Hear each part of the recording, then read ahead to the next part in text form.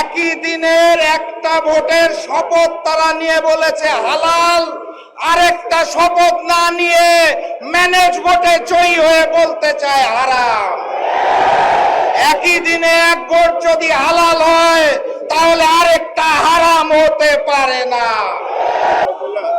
বিসমিল্লাহির রহমানির রহিম।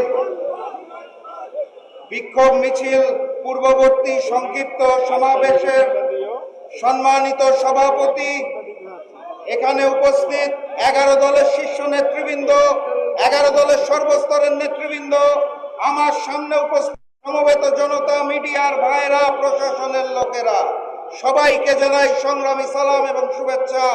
আসসালামু আলাইকুম। একই সাথে একই দিনে দুইটা ভোট হয়েছিল। কয়টা?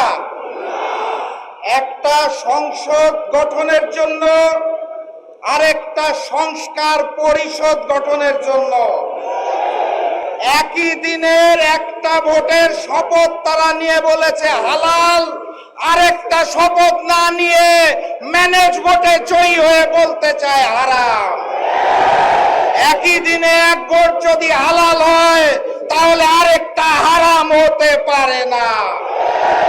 70% জনগণের হ্যাঁ ভোটের রায়কে যারা অস্বীকার করে বেঈমানি করতে চায় তাদের স্থান এই বাংলার মসনদে হবে না।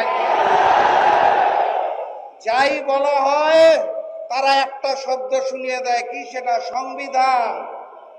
সংবিধান উচ্চারণ করতে গেলে শেষে আসে ধান। তারা ভেবেছে এটা বোধহয় ধানের শীষ, এই কারণে বারবার বলে সংবিধান।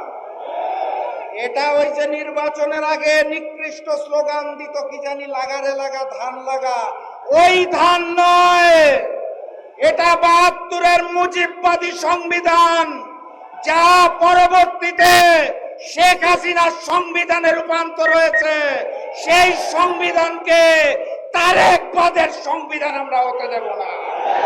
অতএব কথাবার্তা পরিষ্কার, গণভোটের রায়কে সম্মান জানিয়ে বাস্তবায়ন করুন, নাহলে যেই আন্দোলন করে তোলা হবে মসনদ থাকবে না ইনশাআল্লাহ। বিজয়ের পথে যাত্রা শুরু, জীবন অথবা মৃত্যু। আসসালামু আলাইকুম।